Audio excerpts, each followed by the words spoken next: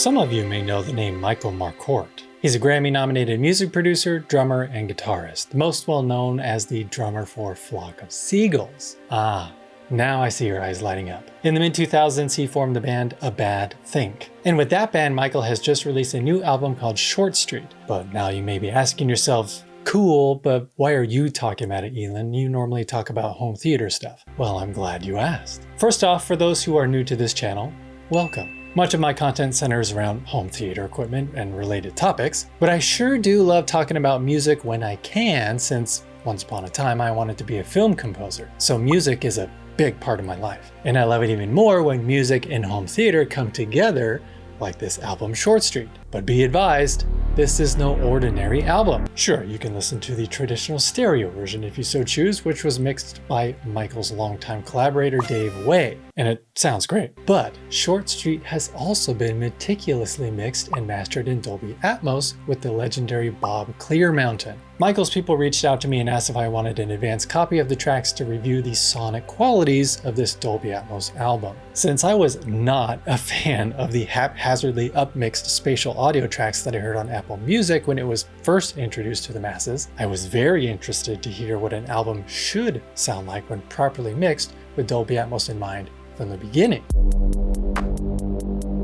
But I didn't get a Blu-ray disc, just FYI. Like a lot of media these days, I was able to download the files easily and quickly with a link to the website immersiveaudioalbum.com. There I was able to download both MP4 and MKV versions of the tracks. Now, if you're familiar with my personal home theater preferences, I still prefer physical media when it comes to consuming movies. Or at least a bit perfect version of the real thing. Because just FYI, the MP4 versions are much more widely compatible, more easily read by Blu-ray players and receivers alike. The only caveat though is that it's a lossy, compressed version. Just look at the file size difference between the MP4 and MKV. The MP4 version is about a third of the size. I want to know that I'm getting all the data, all the ones and zeros, not a compressed version. As you can see here, when I play the MP4 versions, they are recognized as Dolby Digital Plus audio signals, the same as when you stream Dolby Atmos from the likes of Netflix or Disney Plus, etc. But I sure wanted to find out if there was a difference between the MP4 and MKV versions. Honestly, I was thinking of skipping this whole section where I go over the troubles I went through just to review this album when it came to the MKV files. But then I thought, well, maybe this will help those who might be struggling with the same issues. So strap in folks, because I went through several roadblocks along the way. I knew my LG UBK90 4K Blu-ray player could read MKV files, but I didn't know that sometimes it unpacks the data incorrectly. When I first played them through the LG player, it only played the front, left, and right information. No, not as a full stereo track, my friends. I'm talking about just the front left and just the front right information. So all I heard was guitars, drums, piano maybe. Vocals were gone because they were supposed to be coming out of the center channel. So even though there was clearly surround sound data within the files somewhere, I just wasn't hearing it. Dang it. Fail number one. The LG player read the MP4 tracks just fine, so I should have been okay with that, right? No, man, I gotta have that lossless, baby. This is an adult sippy cup. So then I read that it's pretty simple to take those MKV files on my MacBook Pro, open them with VLC, then connect an HDMI cable from the laptop to my IOTA AVX17 preamp. But again, I ran into an issue. You see, in my testing theater that I built in 2022, I constructed it in a way in which I could test out a wide variety of immersive audio configurations. Currently, I have it set up as a 7.4.6 configuration. That's 7 ear-level speakers, 4 subwoofers, and 6 height speakers. So of course I wanted to utilize all those speakers with this immersive audio album. But one huge drawback of Dolby Atmos output from a MacBook Pro is that it can only do a 7.1 multi-channel PCM signal. Spare me the Mac hate comments, please. I prefer the Apple ecosystem with my workflow when it comes to this channel. So there, end of discussion. You can do as you please. Thank you. Hooray.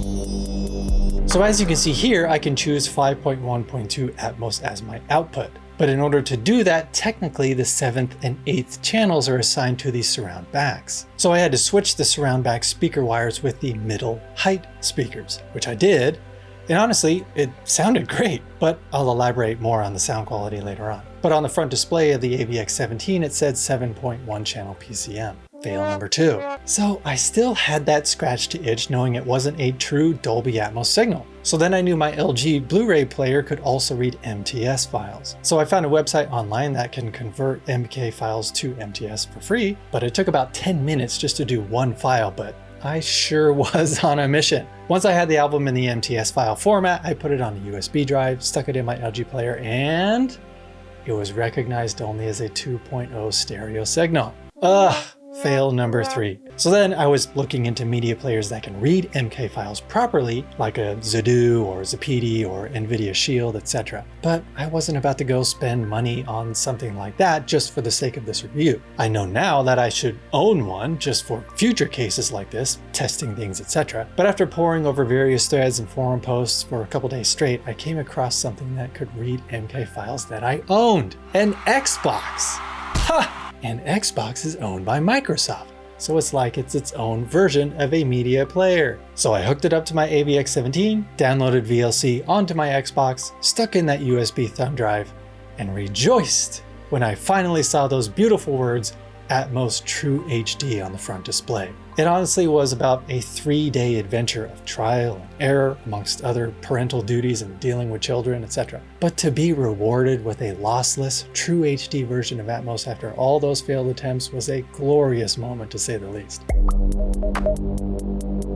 Okay, first off, the stereo version's sonic qualities were excellent. The arrangements were engaging, interesting, vocals came through nice and crispy, well detailed, harmonies, doubles, and accented instruments came in and out effortlessly, complementing Michael's lead vocals well. As far as music is concerned, stylistically, it's not my first choice to seek out, but sonically, Dave Way did a spectacular job mixing the stereo version. The MP4 Dolby Digital Plus version was still very cool though. The scale and dimension just cannot be matched by the stereo version. The more sub-frequencies came through my subwoofers all buttery smooth, not overbearing, just a perfect blend. But I gotta say, the MKV versions were the best when it came to pure sonic quality. Again, these were files 3 times the size of the MP4s, and I could really hear it in the lead vocals. They came through just a bit more clearly, they had just a bit more weight and body and thickness to them. And this is true for both MKV scenarios, coming out of my laptop or when I finally got the Xbox to work with the files. The first and most obvious difference between MP4 and MKV was the volume.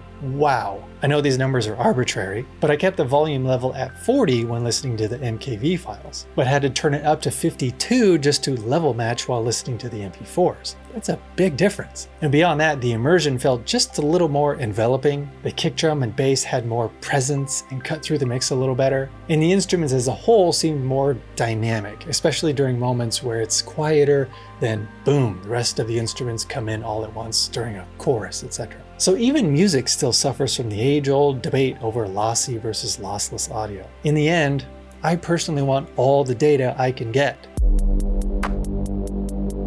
Alright, so in this portion, we're just gonna start listening to it.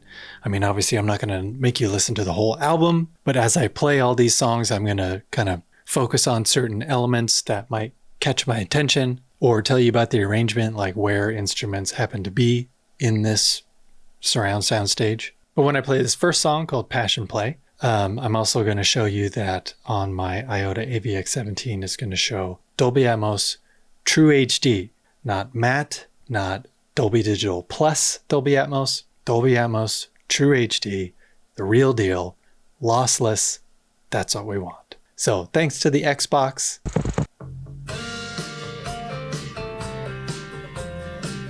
All right, so it's playing now, as you can hear, but look at this. Dolby Atmos True HD. Yeah, buddy. That's what we wanted. True HD. Because it's me, and I like to hear things the way they were intended, lossless if possible, and Dolby True HD will give me that. All right, so I've listened to this album.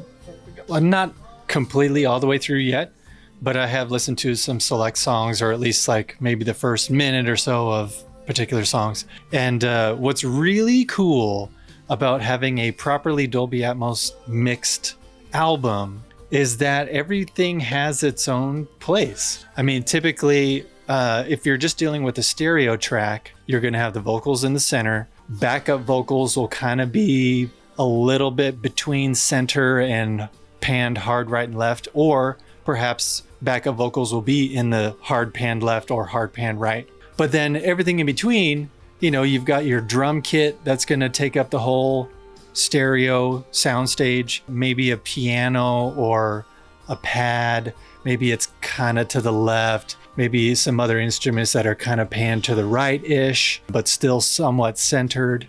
But with a Dolby Atmos mix, you have so much room to work with. So like this song in particular, the lead vocals are in the center channel only. You've got two guitars, rhythm guitar and kind of a lead guitar going in the front, left, and right. But then you also have a mandolin every once in a while that's in the left surround, and some other kind of shimmery guitars going on in the surround right. The backup vocals are happening just in the left and right surrounds. So you've got all this room to play with. So it's really cool. And that the few songs that I have listened to, or at least partially, that seems to be the going mix that keeps happening, is guitars, maybe some piano in the front, left, and right, vocals in the center channel, backup vocals in the surrounds. There's some other songs that we'll get into that utilize the surround backs more.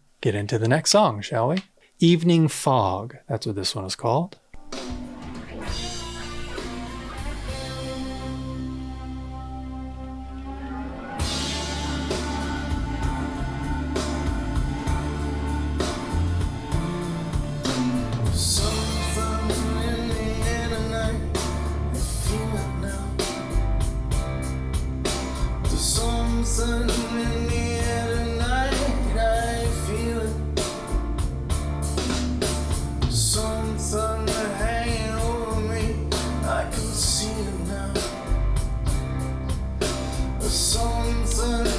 Bum, bum, bum, bum, bum, bum.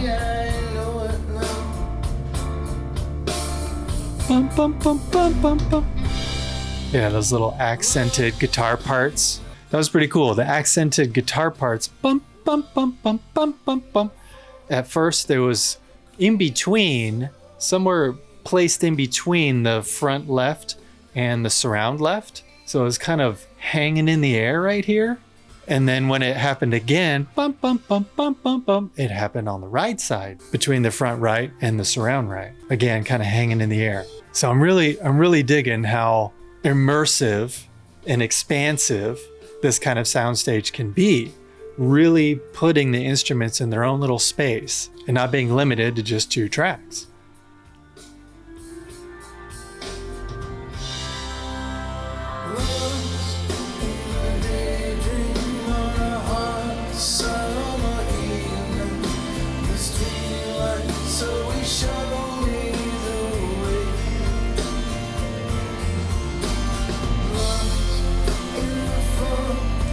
Again, the backup vocals, they're not hard panned left and right surrounds, but definitely back compared to the lead vocal just in the center channel.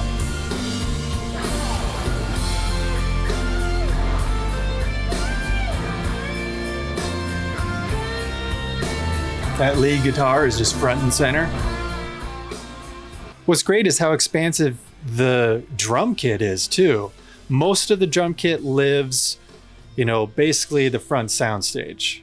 Left, center, right, all have as if it took up the whole drum kit, right? But I do hear slight elements, just maybe like a hi-hat or some cymbal shimmers that are also happening a little bit in the surrounds as well. So yeah, just think, if you were a drummer and you were surrounded basically 180 degrees by your kit, that's kind of what I'm hearing. So it's pretty cool how huge this drum kit seems to be. All right, next song, Diamond in the Sky.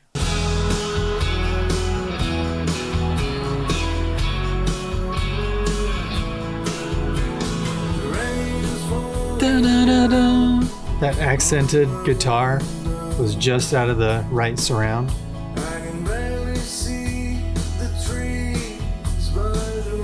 Guitar in the left. Like a electric piano in the right, front right. Oh, cool. That kind of that synth happening is definitely happening. It's traveling. That synth is not just coming out of one, it's traveling. Yeah, lots of guitars happening in the surrounds.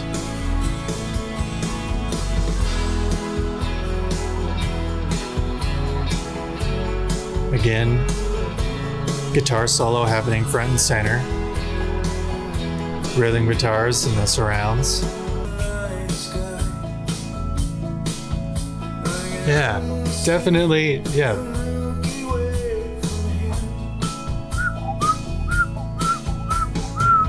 That synth going is traveling all around the top layer in the height channels. That's really cool. In this one, the backup vocals and harmonies are happening a little more towards the front, not so much in the surrounds like in previous songs, because it sounds like they're putting a lot of the kind of shimmery acoustic guitars in the surrounds. Kind of sounds like a mandolin too. But yeah, once again, lead guitar, solo, front and center. But the trailing, the reverb trail offs of this lead guitar were definitely traveling up. So that's another cool thing about this, is that reverbs are just kind of all over, which is really cool. It's a really cool effect. Sophie's Choice, number 4. Ooh, those reflections.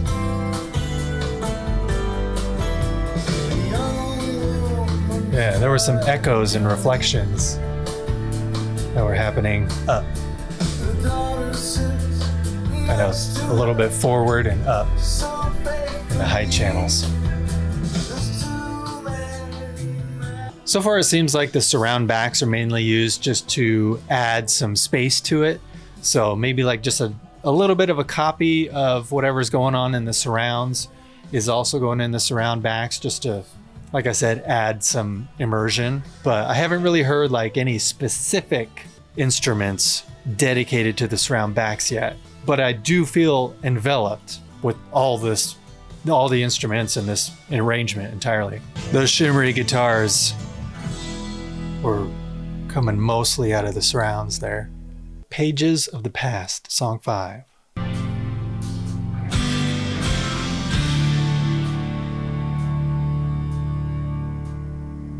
Those guitars were in the surrounds. Guitar in the center. Guitar in the front left. That hi-hat is in the front right. The house is on the corner of Western Main. Ooh. Very minimal arrangement right now. It's really cool. Like a little electronic piano happening kind of in between the center and the right. He celebrates the ending of his day. He celebrates the end. Whoa. With a scrapbook in his hand, thumbing through Harmonies and backup vocals in the surrounds.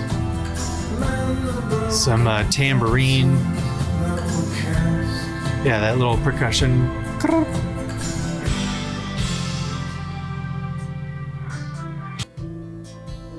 She celebrates the end with whiskey by her. Man, that's a really cool effect, having such a minimal arrangement and then it just boom, opens up.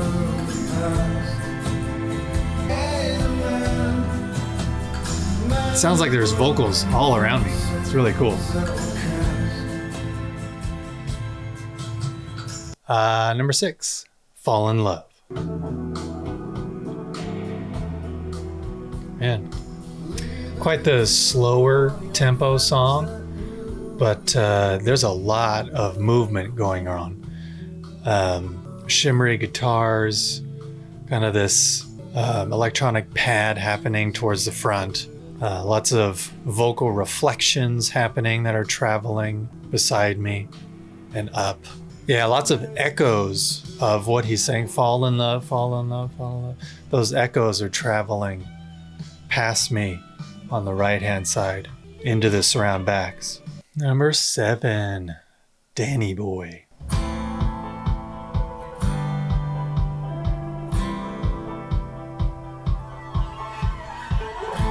Cool. Wow. That little that traveled from left to right, and that other like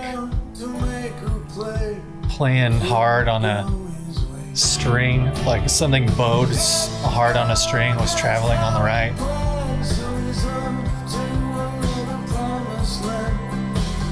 Got a banjo here in the surround right.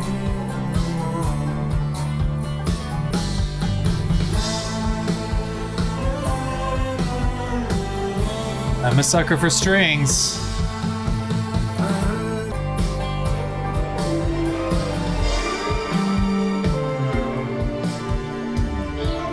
Ooh. For the first time, the strings are in the surround backs. That's really cool. Just surrounding me from behind. So, as far as I know, that's the first time I've heard like a dedicated arrangement of instruments solely in the surround backs. Danny Boy didn't make it. At least that's what I heard. A letter came the other day. Man, vocals are coming out real nice. Just nice and thick. Lots of body to the vocals.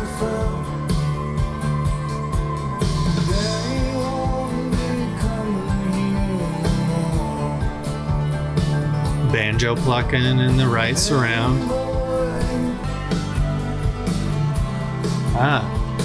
This time instead of strings, kind of with the surround back left, there's a cello in the surround back right.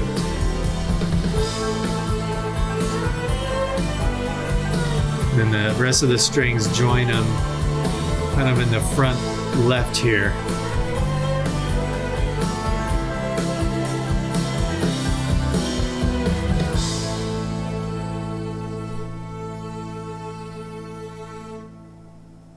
I really like that one. I think so far that's my favorite, Danny Boy. We'll see what else we got. 8, Fuel to Flame.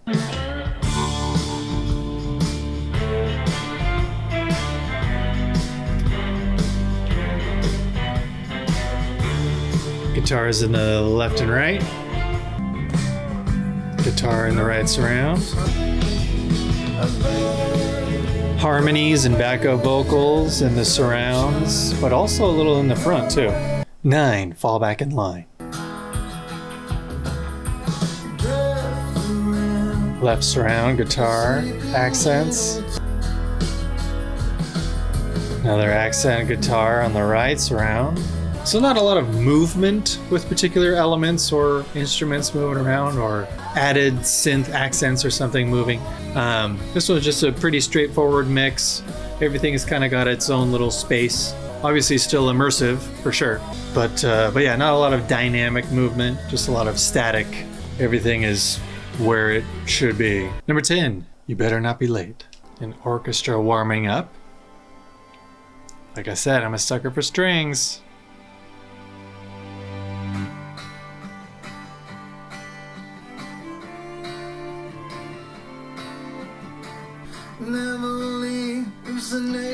Rhythm guitar and vocals in the center channel. Some accent guitars in the surrounds. Subtle piano in the front.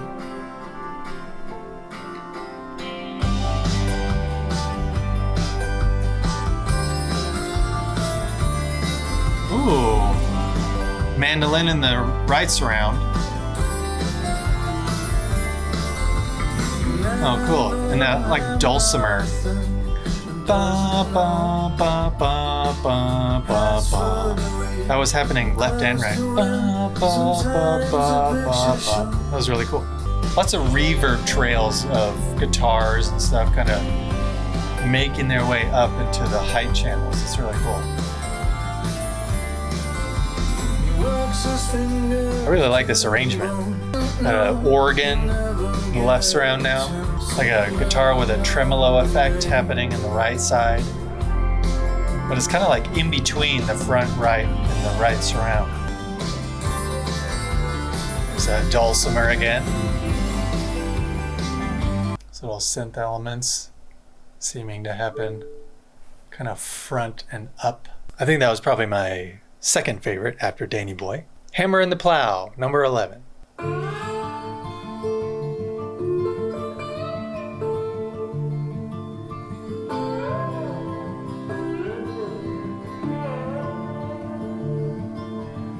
Fingering guitar happening in mostly the left, but also the right. Rhythm guitars in the left and right surrounds. Doubling vocals in the surrounds.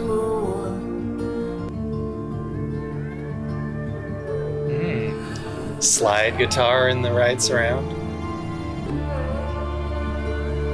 Again, strings in the surround backs. It seems to be the place where the engineer decided to put the strings, if there are any. He allocates them back to the surround backs. It's a really cool effect. Mandolin front and center. Lots of shimmering going on, lots of reverb, just kind of floating and dissipating up high. Like I said, I'm a sucker for strings, so I think that one is now my second favorite. Last track, number 12, Brand New Day.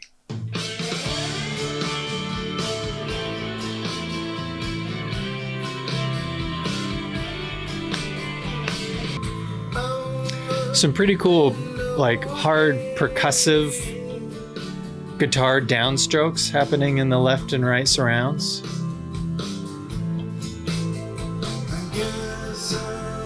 Another cool thing about having the soundstage so open like this is that you can really pick out some fine details that you might have otherwise missed in just two channels. Like some of these strumming guitars here in the left and right surrounds, man, you can really hear the strum. Like you can really hear the quality of the strings as they're being strummed by the guitar pick. Those subtle little details might otherwise be a little muted or masked a little bit if they're just playing out of two speakers with all the other instruments kind of fighting over space like that. Again, strings in the surround backs. Cool. All right, so there you have it, folks. There's just some highlights from the album itself. I hope it sounded okay. I know it's not the most ideal situation because we're dealing with surround sound, and yet when I upload it to YouTube, it can only be stereo. So I hope that this microphone up here at least helped it better than just your average listening experience, I guess. It's really cool. Like I said, everything has its own little place. Everything is opened up more. Everything is surrounding you and immersing you. Like I said, it didn't seem like a lot of things were allocated to the surround backs, except for just kind of copying certain elements and putting them in the surround backs also, or perhaps some delays or reverbs of certain elements in the surrounds bleeding into the surround backs as well. But like I said, it seemed like every time strings was incorporated, they were definitely coming, I think, just out of the surround backs, maybe a tiny bit out of the surrounds as well. But yeah, there were a couple songs that had actual moving elements, not just static elements, that traveled around the soundstage, up and over and back. Although the elements that actually moved around the soundstage were kind of few and far between. I'd say probably 10% of the album itself had actual moving elements, taking advantage of Dolby Atmos's object-based panning, etc. One other thing I want to show you though is that yes, this is mixed in Dolby Atmos, but I do have the luxury of having a preamp processor, which you have to power your speakers with external amps. So doing so, I also have 6 height channels that are on a separate amp compared to the 7 ear level speakers. So all I have to do is turn off the amp powering the ear level speakers, and I can hear what's coming out of the height speakers. This was definitely mixed with 7.1.4 in mind because I got information coming out of all 7 of the ear level speakers, but I didn't get any information coming out of my center height channels. I only got information coming out of the front and the rear height channels. So you would think it would conform to whatever setup I have, but lo and behold, I never heard anything coming out directly from my middle heights. Because I did bring a chair in here and stood on the chair and tried to see if I could hear anything coming out of the middle heights. No. So what I'm going to demonstrate now is I'm going to turn off the ear level speaker amp, so it's just the height channel information that you're going to be hearing. And I kind of went through the album this way, just having the height information coming out of the speakers, and it's pretty much the same throughout the whole album. The height channels have been designated to just add height to the soundstage. The backup vocals, the guitars, the piano, basically all the instruments that are playing, their reverb, their reflections, any echoes are basically copied and placed into the height channels. There are a few times though, there's maybe 3 or 4 times throughout the entire album where actual synth elements or traveling objects are coming straight out of the height channels. So it's really cool when it happens because it definitely adds to the sense of immersion.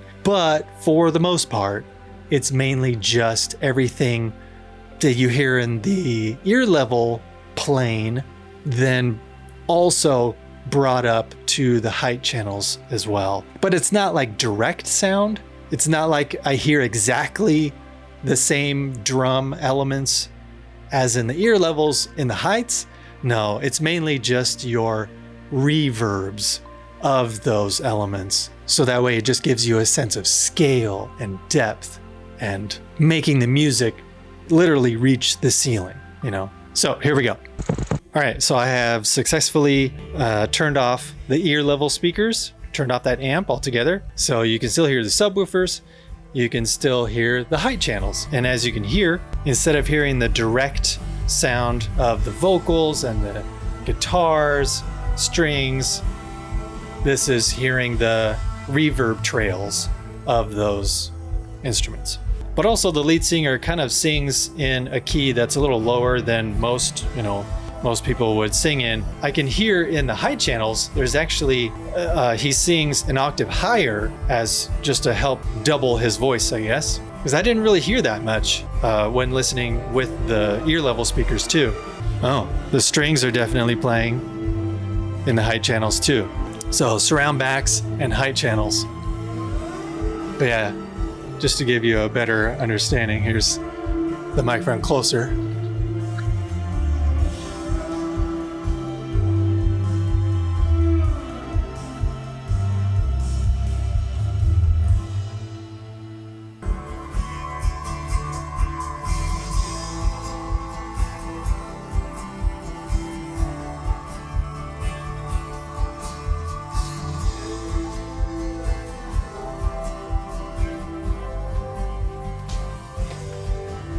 Yeah, so pretty interesting.